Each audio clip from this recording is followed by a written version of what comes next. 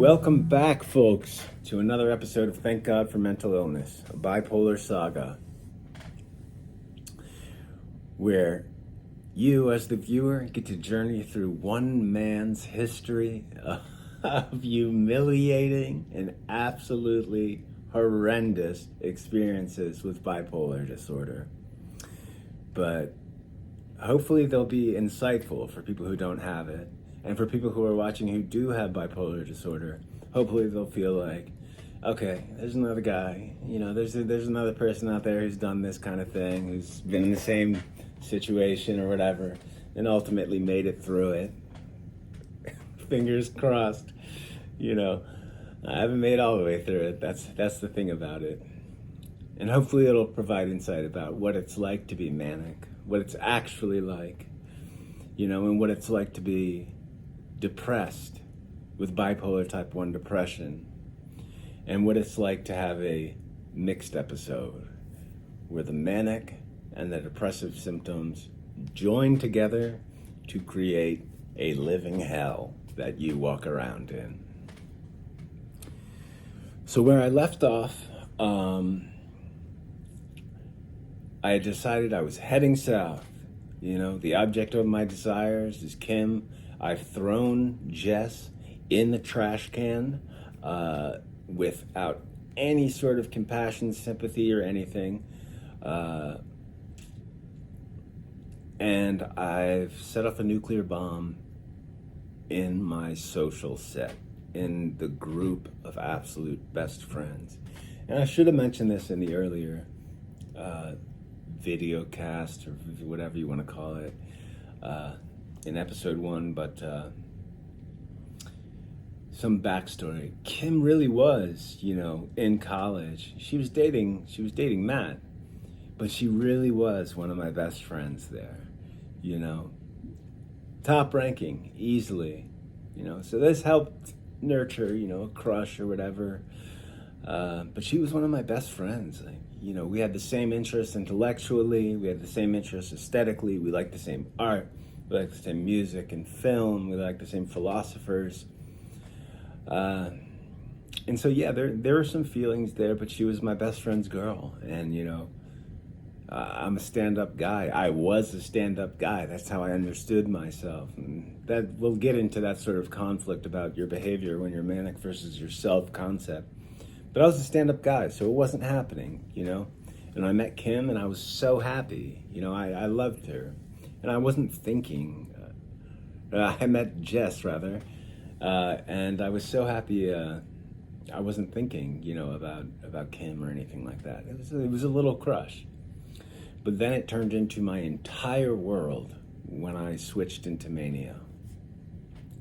And so that last week I left off, they had set up a chat conversation, and using AOL Instant Messenger, AIM, people used to use that, where she would tell me in real time that she didn't love me, okay? That this was some kind of mistake or something, that I was sick or whatever. They had set this up. My brother, Matt, Kim, had set this up. Because I kept saying, to Matt, when he jumped in pretty early on, where he's like, hey, stop writing my girlfriend. She doesn't feel the same. I don't know what you're doing. And then I become so aggressive towards him because I thought that he was beating her and, holding her basically hostage, that he backed out. I'm never talking to this guy again. It's over. So they had to set up a thing where she was going to tell me over Instant Messenger that she doesn't love me, okay? Flat out, because I wouldn't take it from anybody else. So we get on for that conversation, as I told you.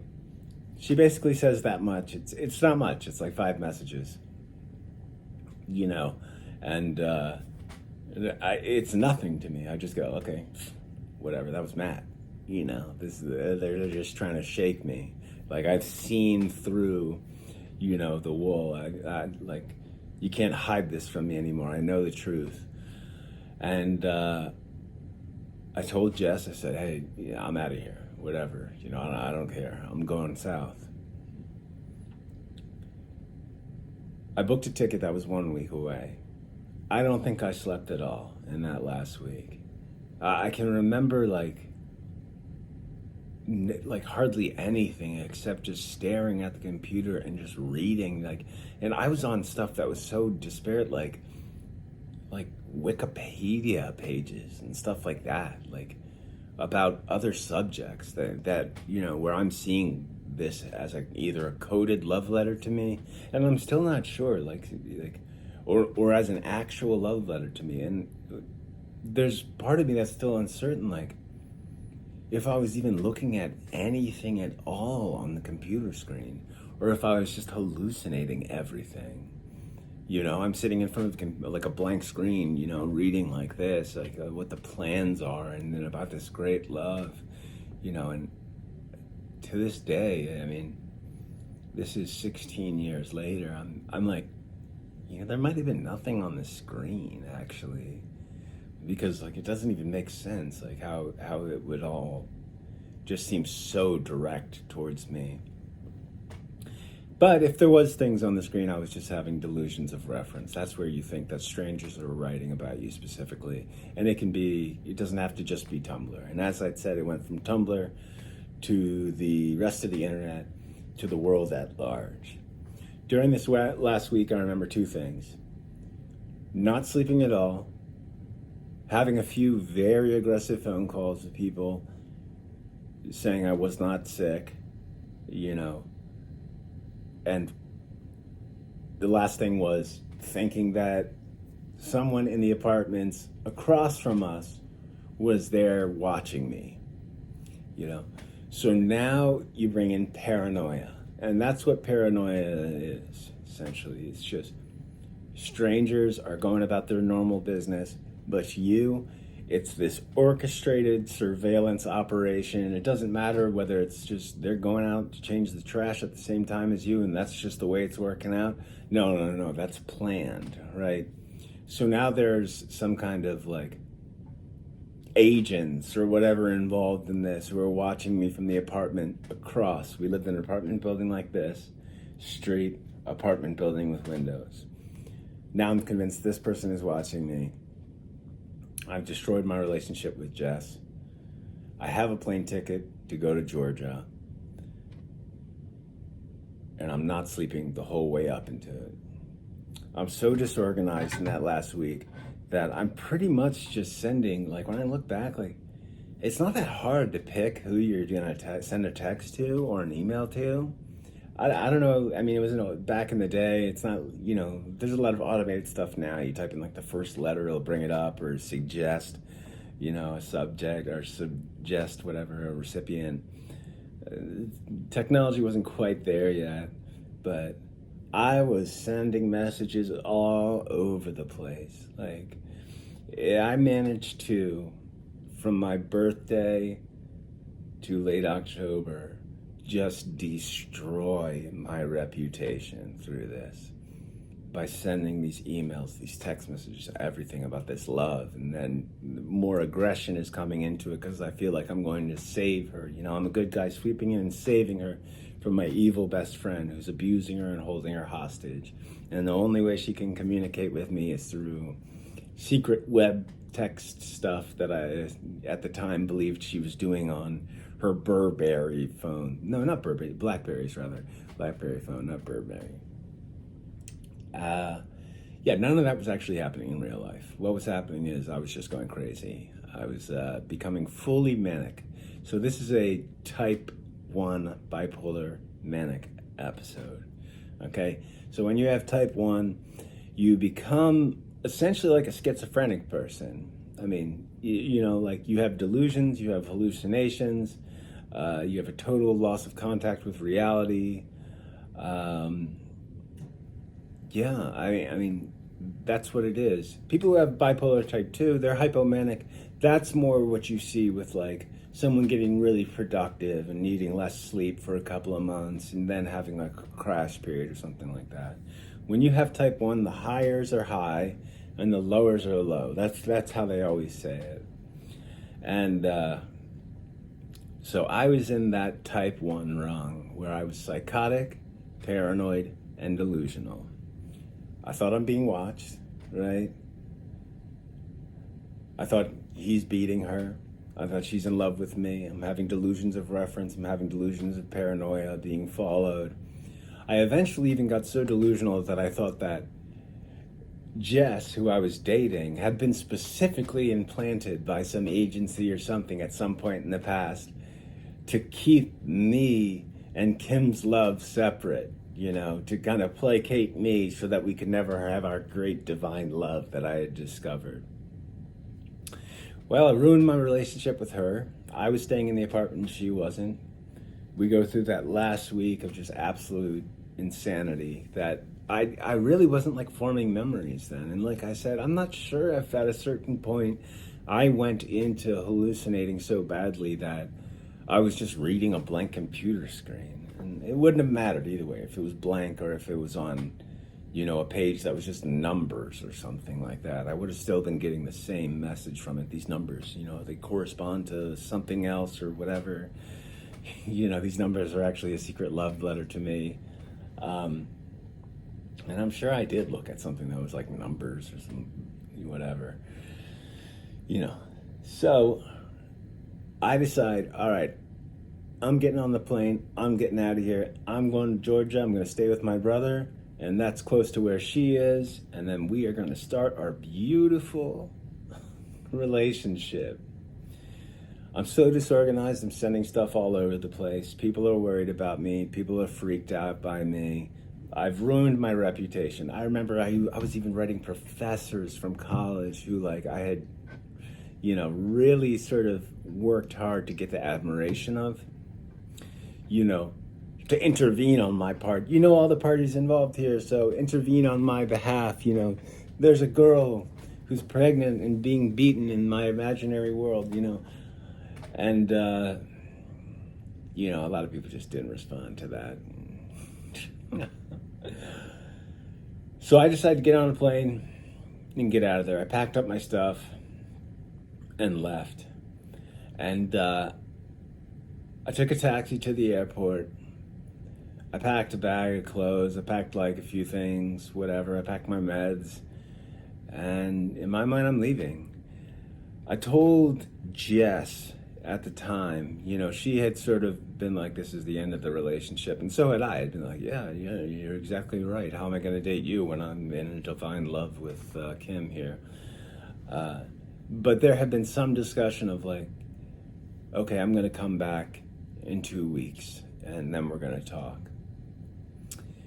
Well, I sent my text in the cab on the way to the airport. I texted my brother, yeah, Jess actually thinks that I'm coming back. Ha ha. This is totally not me. This is this braggadocio, arrogant, I don't know, just so insensitive and so rude.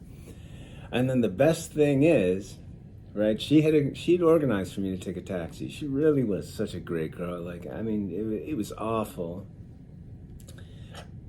I was disorganized, so I left my cell phone in the taxi. And since she had arranged the taxi cab driver was kind enough to bring it back to her. What does she do? She opens it up, sees the text messages to my brother saying, oh, Jess actually thinks that I'm coming back to see her. Well, that put the nail in the coffin if anything else didn't. And so I leave, I go to the airport, I'm flying on the plane there. I believe when I was flying on the plane, they're showing episodes of The Office or something like that. And I remember thinking we're like Jim and Pam, that's us, me and Kim, we're like Jim and Pam, and it's finally happening. And that's why they're showing it on the airplane because, even they know, and so forth. My brother picks me up. Things start getting really bad from here. My brother picks me up from the airport. He knows, he's a psychiatrist. He knows that I'm manic.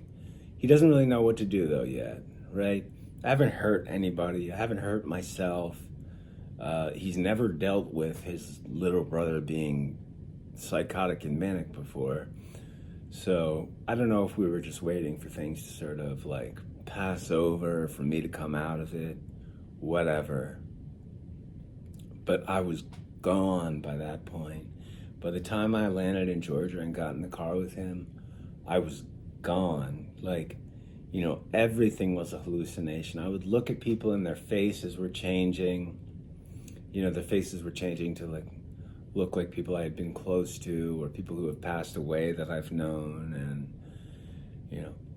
everything seemed so coordinated is the best way I can put it, towards this end, that I was going to see my love there, my love, whatever, that this was really happening.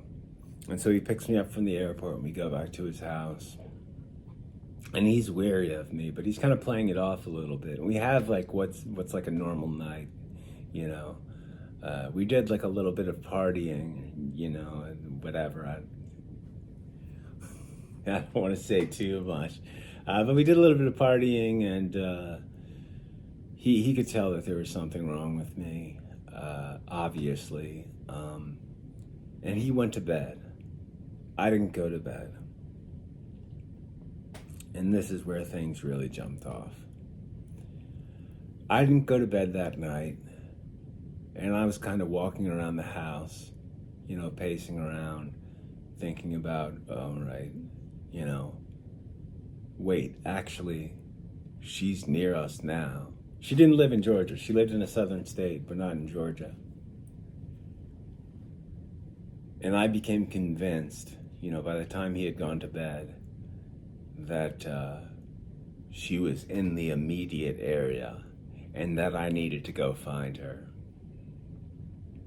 And I'm like, okay, I'm up for it. I'm here for it. Let's do it. Let's go get her. That's what this was all about. And she's nearby.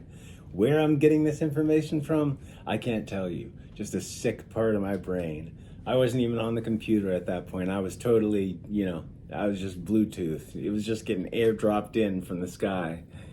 And, man, he went to bed, and I remember sitting there and it was smoking a joint or something with his roommate, and his roommate's face morphed or whatever to look exactly like my dead mother's face at the time. And I thought I was communicating with her and that we were talking in full code and stuff, and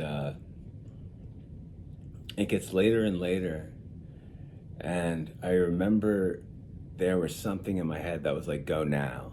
I didn't even have socks on. I didn't have shoes on. It was go now. And I went. It was probably 2:30 in the morning, 3 in the morning. And I went outside in my socks and started walking around this neighborhood in Georgia, walking through the dark, following what I believed to be some sort of instinct or intuition or something about which direction to take to get to her house, and I was following the roads at first through the neighborhood, walking around. I remember coming up so clearly to a graveyard on one side, and then, take a left, and I'm walking through the dark. I'm walking fast, and I'm certain that I'm on my way to the end of this quest, the happy ending. And I sort of convinced myself that I was living in these mythological terms or something. Fully manic.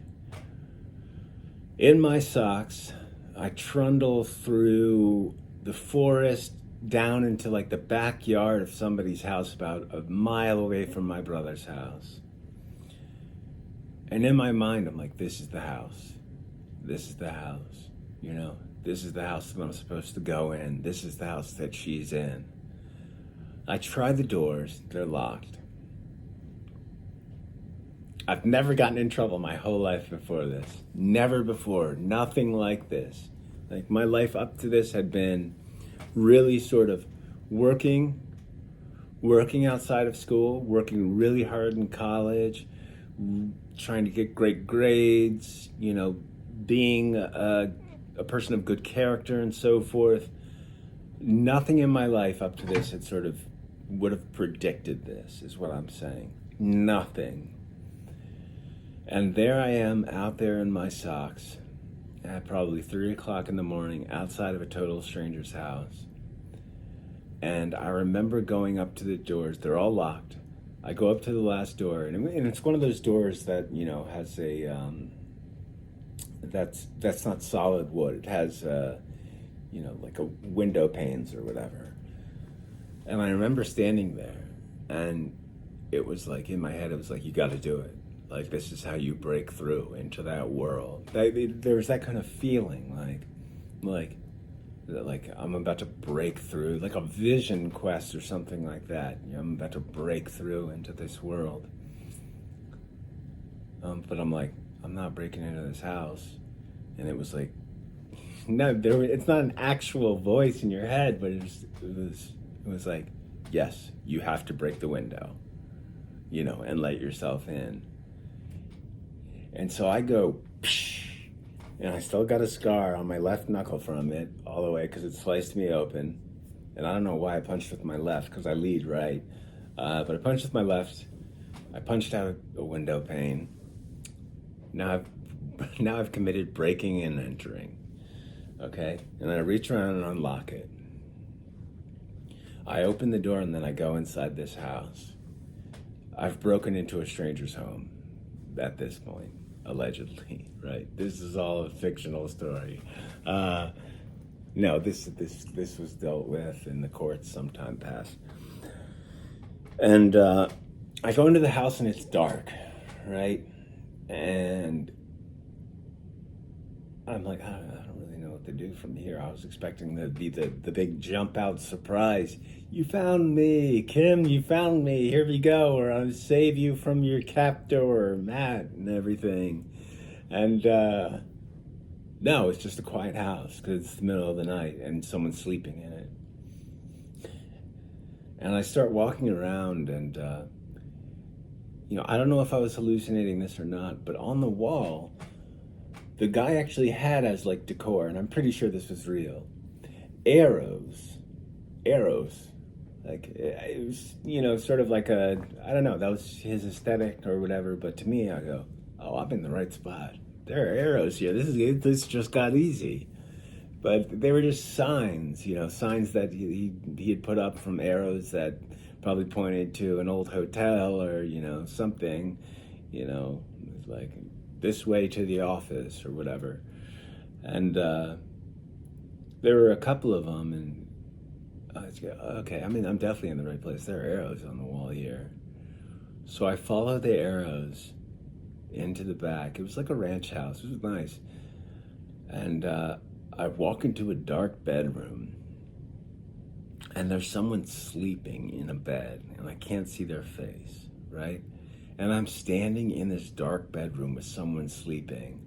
Like, my hand is bleeding onto the floor.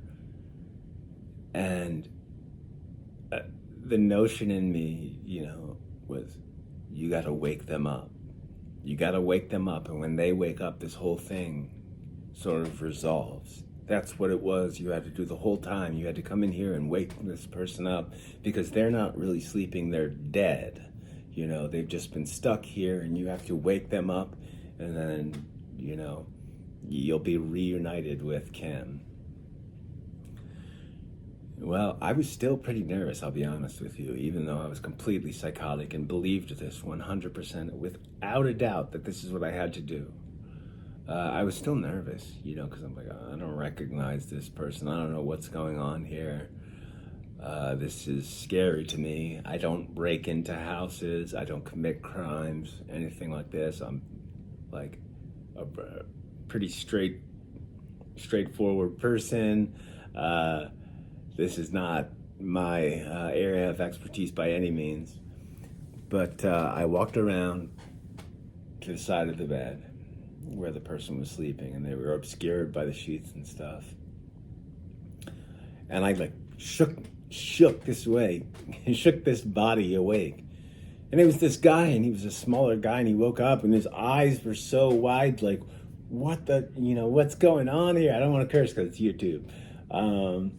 What's going on here? Like, and I'm like at the same time, I remember for a moment being like, well, I've made a huge mistake or something. This was not what I was supposed to do for a moment, which is weird because I was gone otherwise. But this was so shocking to me that, you know, that it wasn't like I wake this person up and then the skies open up or something like that. That I just woke this person up and they're terrified and like trying to like fight with me or whatever, fighting me or kind of, you know.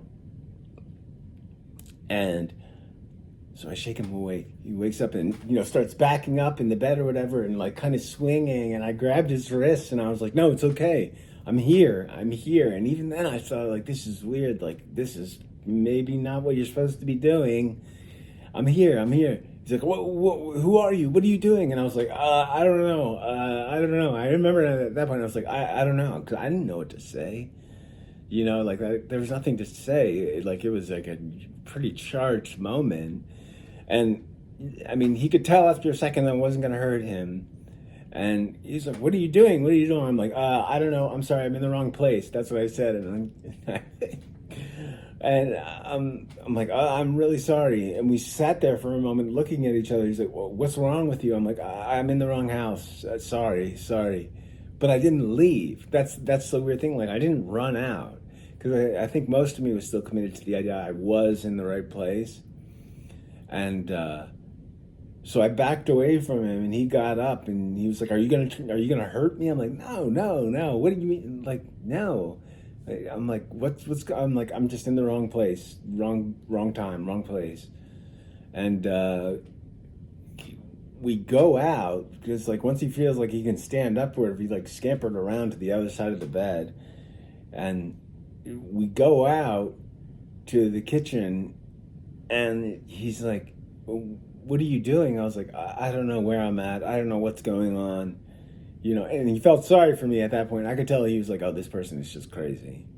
But I thought, oh my gosh. Then it changed. It changed for me because looking back at it now, I was like, man, I should have gotten out of there. I should have been running out of there.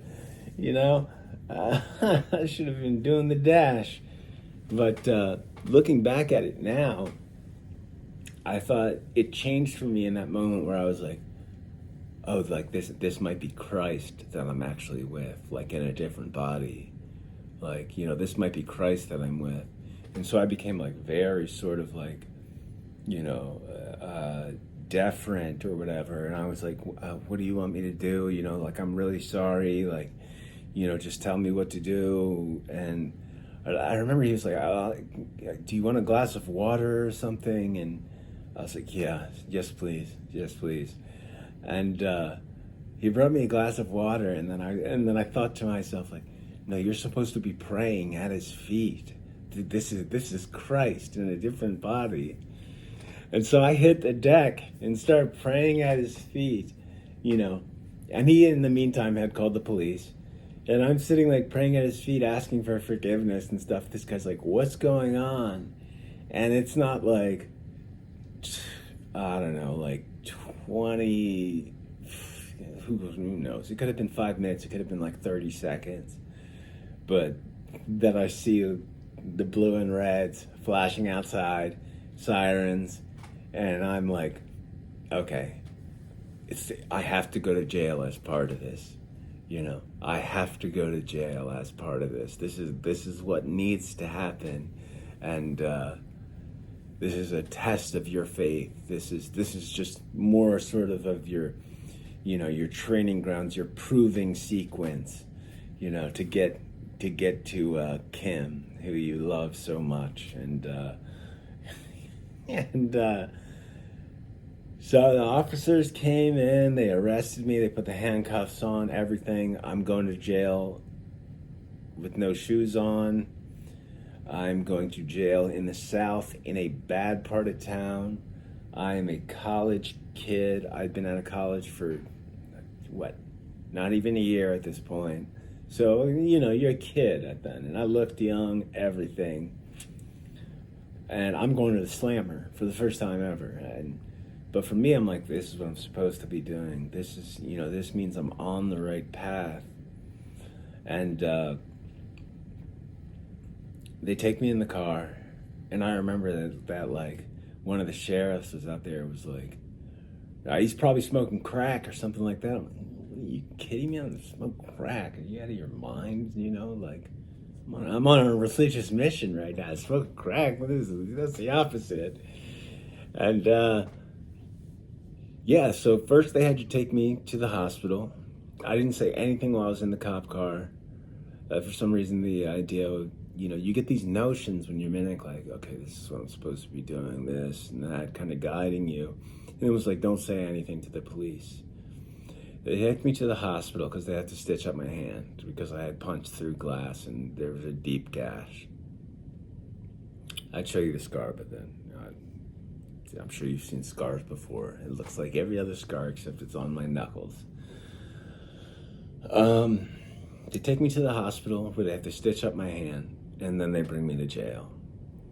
And I am out of it. I am out of it because by now, with this last week leading up to my trip to Georgia, and we're like partying early in the night, I am out of it. There's no sleep. There's just mania. There's just hallucinations, delusions, psychoses. I have like totally lost contact with reality. The first jail they brought me to was wrong because they thought that I was a minor. I had no ID on me. I had no identification. I thought it sounded like I said I had no idea. I thought I had no ID on me. And they thought I was a minor. They thought I was under 18, and they took me to the juvenile jail first. All right, and they're processing me there or whatever. And I will tell you about jail in the next episode of Thank God for Mental Illness, my bipolar saga. But for now, guys, I'm going to sign off and let you guys catch me on the flip side on the next video. I hope you enjoyed it. Peace.